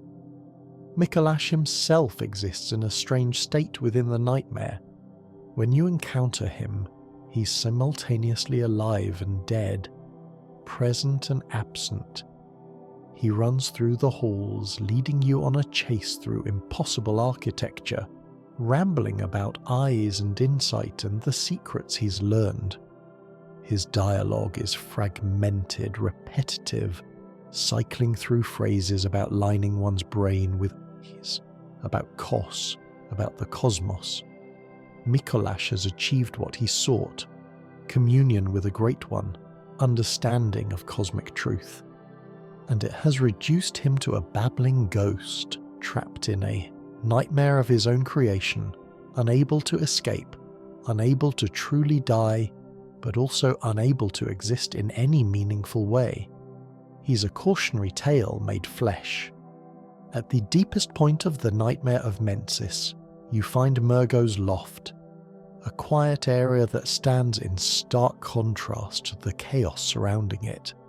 Here is Murgo's crib, Murgo's wet nurse protecting the invisible infant, and the sound of Murgo's crying, a plaintive wail that echoes through the realm. The fight against Murgo's wet nurse is one of the most unsettling in the game. The atmosphere is oppressive, mournful, tragic. You're not fighting a villain, you're fighting a nursemaid trying to protect its charge. When you defeat it and approach the crib, Murgo's crying stops. The silence that follows is profound and deeply disturbing. What have you done? Have you killed an infant great one, released it from suffering, silenced a cry that was keeping some cosmic balance intact? The game doesn't tell you. With Murgo silenced, the nightmare of Mensis begins to collapse or change. The ritual that created it loses its anchor. The Mensis storyline represents the ultimate expression of humanity's fatal flaw in Bloodborne. The belief that cosmic truth can be grasped, that great ones can be understood, that transcendence can be forced through will and ritual. Mikolash and his scholars reached further than anyone else, achieved more direct contact than any other faction, and paid the highest price for their success. Throughout our journey through Bloodborne's lore, we've encountered numerous characters whose stories intersect with the main narrative. Let us take a moment to examine some of these individuals more closely, for their personal tragedies illuminate the broader themes of the game.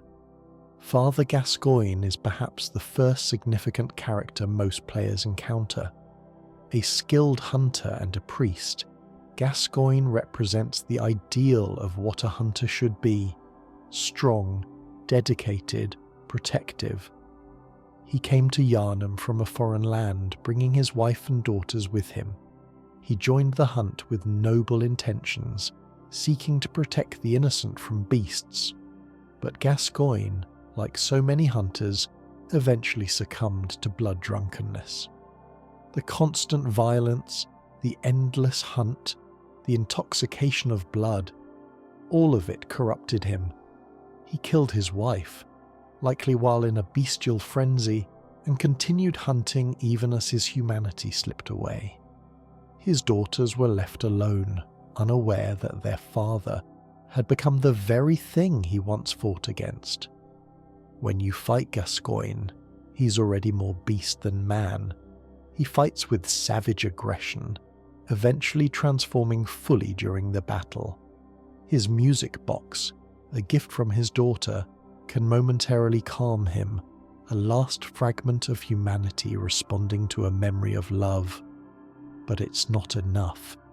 Gascoigne falls, and with him dies the hope that any hunter can resist the corruption indefinitely.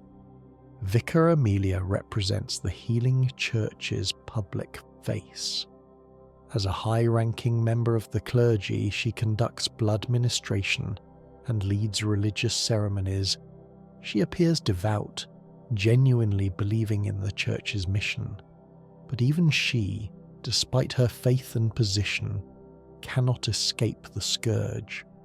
You encounter Amelia in the Grand Cathedral, transformed into a massive cleric beast. She clutches a pendant, the skull that once belonged to Lawrence, and through it, you hear the memory of Lawrence's final conversation with Master Willem. Amelia's transformation demonstrates that rank and devotion provide no protection. Even the church's highest members are vulnerable to the curse they've spread. Jura, the retired hunter, chose a different path. Having participated in the burning of Old Yharnam, he was haunted by the atrocity. He came to see the beasts as victims rather than monsters, recognizing that they were once people who deserved compassion rather than eradication. Jura stationed himself atop a tower in Old Yharnam, using a Gatling gun to drive away anyone who would hunt the beasts dwelling in those ruins. His choice to protect rather than hunt cost him his connection to the hunter's dream. He was essentially expelled, cut off from the dream's power and resurrection. But Jura accepted this price, preferring conscience over power. He represents a moral alternative to the endless violence of the hunt, though his solution, isolation and protection of monsters, is not sustainable in the long term. Eileen the Crow carries perhaps the saddest duty of all. As a hunter of hunters, she tracks down and kills hunters who have become blood drunk and lost themselves to violence. She does this work not out of cruelty but from necessity and compassion. She ends the suffering of hunters who have been corrupted beyond redemption, preventing them from harming innocents. Eileen is weary, knowing that eventually all hunters fall. She even warns you against becoming a hunter of hunters yourself, fearing that taking on this duty might accelerate your own corruption. Her questline ends with her either dying in battle against a particularly dangerous blood-drunk hunter, or succeeding but at great cost to herself. Either way, she represents the tragic necessity of killing those who were once comrades. Alfred, the executioner, is consumed by ideological fervour. He belongs to an order founded by Ligarius, dedicated to destroying the Vilebloods. Alfred speaks eloquently about righteousness and holy duty, but his obsession with his mission has made him fanatical. If you help him find Queen Annalise, he brutally murders her, pulverizing her body in a frenzy of violence that reveals his claimed righteousness to be madness. The NPCs you can send to safe locations, like Uden Chapel, each have their own tragic stories. Ariana, the woman of pleasure, eventually becomes pregnant with Eden's child despite never consummating with anyone. The birth of this cosmic offspring kills her. The old woman disappears mysteriously. The suspicious beggar turns out to be a beast in disguise, killing other NPCs if you're not careful. Master Willem himself still lives at Byrgenwerth, seated on a rocking chair overlooking the lake where Rom resides. He's ancient and barely conscious, his body grotesquely transformed by his experiments with eyes and insight. He can barely speak, managing only to point toward the lake, toward Rom, toward the revelation he achieved at the cost of his humanity. Willem lived to see all his fears proven correct, watching helplessly as his students pursued the very path he'd warned against. Each of these characters represents a different response to Bloodborne's central conflict. Gascoigne shows that good intentions cannot protect against corruption. Amelia demonstrates that faith provides no immunity to the scourge. Jura illustrates the cost of conscience in a world that demands violence. Eileen embodies the tragedy of necessary evil. Alfred reveals how righteousness can become indistinguishable from madness. And Willem exemplifies the burden of being right when everyone else chooses disaster. Now we arrive at the culmination of your journey through Yharnam, the choice that determines not just your fate, but potentially the fate of the entire cycle. After defeating Murgo's wet nurse and silencing the infant Great One's cries, you return to the hunter's dream to find it transformed. The workshop is on fire, the moon hangs low and crimson, and Gehrman waits at the base of a great tree. The first ending, Yharnam Sunrise, requires you to submit to Gehrman's offer. He speaks to you with sorrow and compassion. You will die, forget the dream, and awake under the morning sun. You will be freed from this terrible hunter's dream. If you accept, he stands from his wheelchair, reveals his scythe, and decapitates you in a mercy killing. You awaken in Yharnam as morning arrives. The night of the hunt is over. You survived. The Dol kneels at what is implied to be your grave, bidding you farewell. Farewell, good hunter. May you find your worth in the waking world. This seems like a happy ending. You've escaped, returned to normal life, survived the nightmare.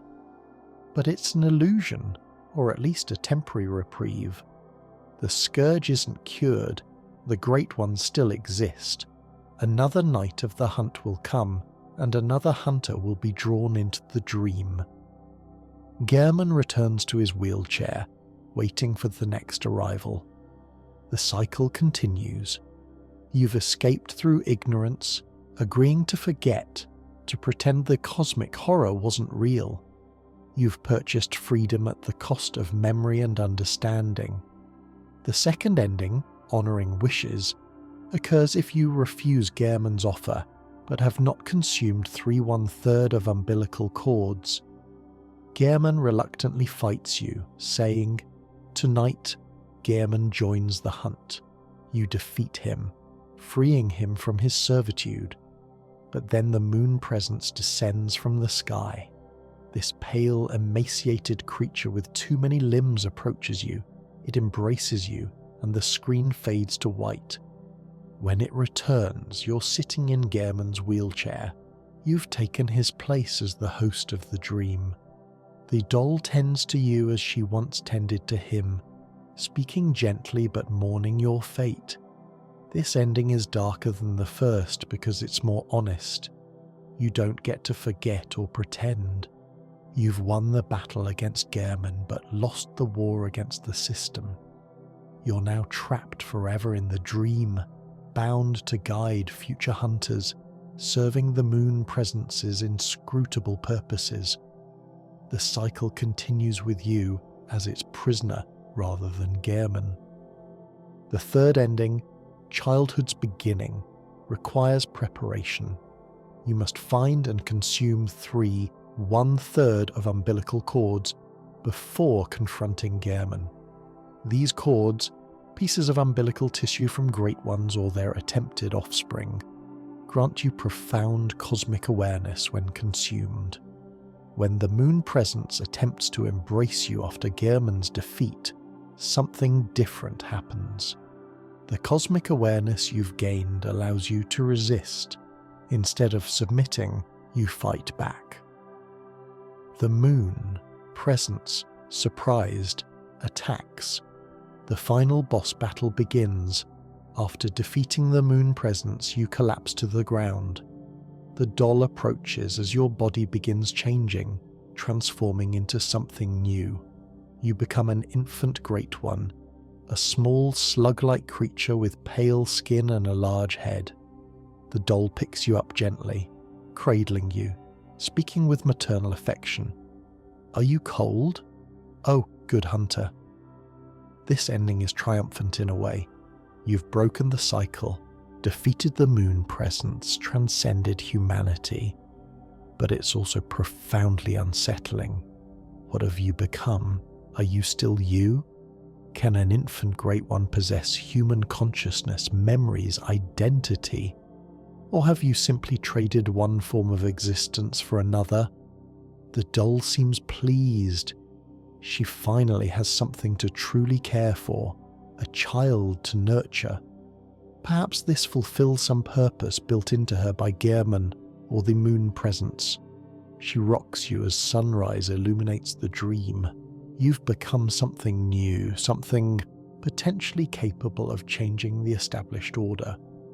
Or perhaps you've simply ensured the cycle will continue with the new entity in charge.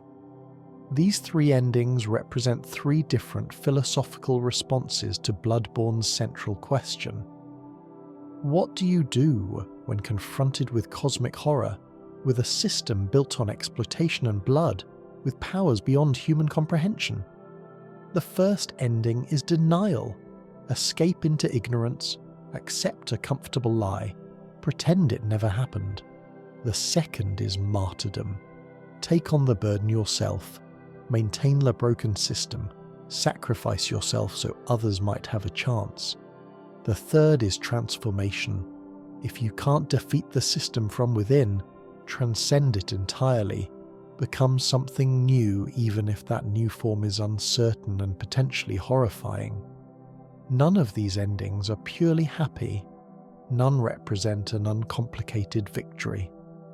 Bloodborne doesn't offer simple solutions or clear moral victories. Instead, it presents choices that each carry profound implications and uncertain outcomes. Which ending is best remains a matter of debate among players, and perhaps that's intentional, the ambiguity reflecting the cosmic horror tradition of questions without satisfying answers.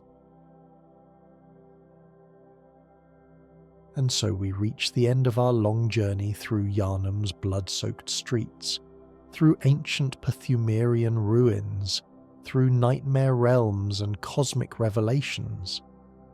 If you're still awake, perhaps you now understand why Bloodborne has captivated so many players with its intricate lore. If you're drifting towards sleep, I hope these words have guided you gently into rest. At its core, Bloodborne is a story about the danger of seeking answers that humanity isn't meant to find. Every faction in the aim, the Pthumerians, Byrgenwerth scholars, the Healing Church, the Choir, the School of Mensis, the Vilebloods, all sought the same thing: transcendence beyond human limitations. And every single one paid a terrible price. This is cosmic horror in its purest form. The universe is fundamentally indifferent to humanity. There exist beings and truths so far beyond human comprehension that merely knowing about them drives people mad. The Great Ones embody this perfectly. They're not evil, but they're so alien that contact with them inevitably destroys human sanity and identity. But Bloodborne adds something crucial to this tradition. It examines not just the horror of cosmic truth, but the arrogance of those who seek it. The game is deeply critical of institutional authority, of organized religion that prioritizes power over people, of academia that treats knowledge as justifying any atrocity. The Healing Church isn't evil because they worship demons. They're evil because they knowingly perpetuate a system that transforms people into monsters while pretending it's medicine. The Victorian Gothic setting reinforces these themes. Victorian England was an era of scientific progress and colonial expansion, of unprecedented confidence in human reason and supremacy. It was also an era of terrible exploitation, brutal colonialism, and rigid hierarchies that treated some humans as inherently more valuable than others. Bloodborne's Yharnam reflects this perfectly, a city of scientific achievement and religious authority built on exploitation and violence. The fishing Hamlet storyline makes this explicit. The massacre of the villagers and the desecration of Kos directly parallel colonial atrocities, the way European powers justified violence against indigenous peoples in the name of progress and knowledge. The scholars weren't monsters. They were educated, refined, probably saw themselves as good people. But they treated the villagers as resources to be exploited, specimens to be studied, obstacles to be removed. Blood functions as a multi-layered metaphor throughout the game.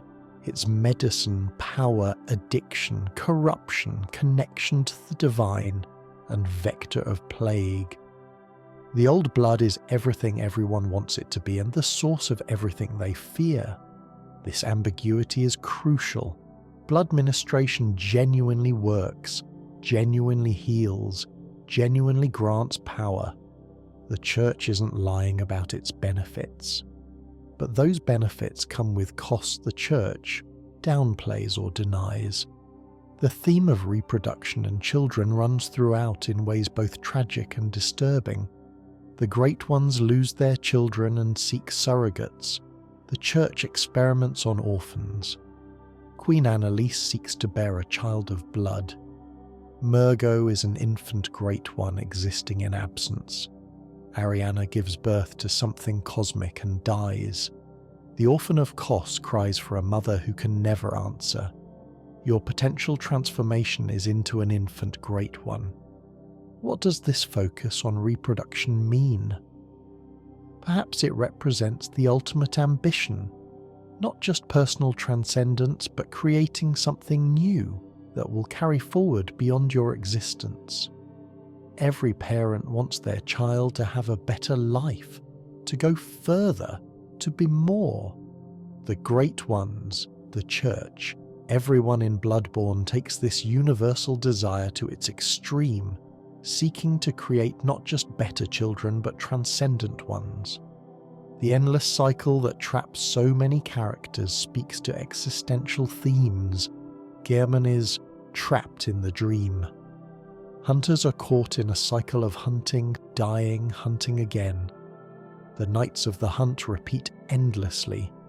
The scourge continues despite all efforts.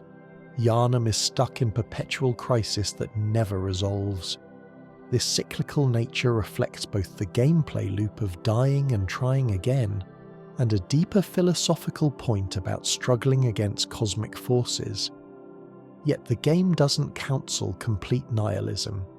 Your actions matter, even if they don't fix everything.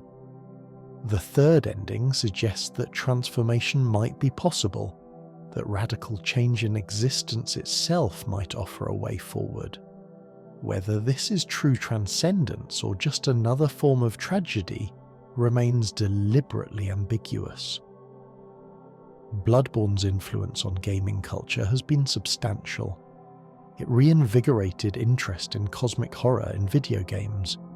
It demonstrated that dark, complex narratives could work in action games without compromising gameplay.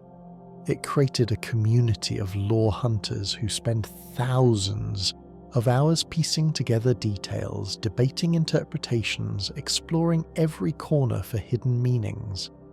As you lie here, close to sleep now or perhaps already dreaming, consider what Bloodborne tells us that's relevant to our own world. We live in an age of rapid technological advancement, of institutions that claim authority over truth, of systems that perpetuate regardless of human cost. We face questions about how far we should push the boundaries of knowledge, what costs are acceptable in pursuit of progress when ambition becomes hubris. Bloodborne suggests caution. It suggests skepticism toward institutions claiming exclusive access to truth or healing. It suggests that some knowledge might not be worth the price of gaining it.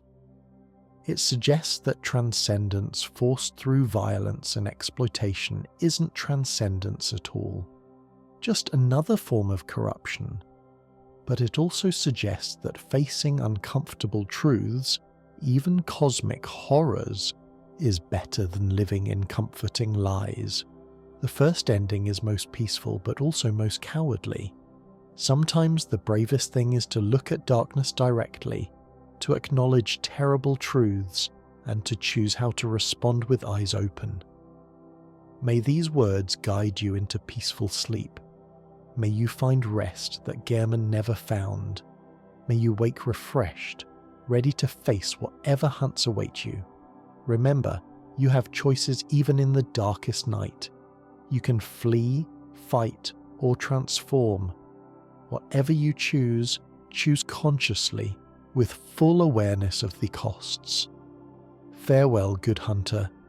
May the good blood guide your dreams, and should you wake, may you find your worth in the waking world. If you enjoyed this journey through Bloodborne's lore, please consider subscribing to Nightfall Lore for more deep dives into gaming's most fascinating stories. Leave a comment about your favourite aspect of Bloodborne's mythology, and I'll see you in the next video. Until then, may you rest peacefully in the knowledge that even cosmic horror can be faced, fought and perhaps transcended. Sleep well,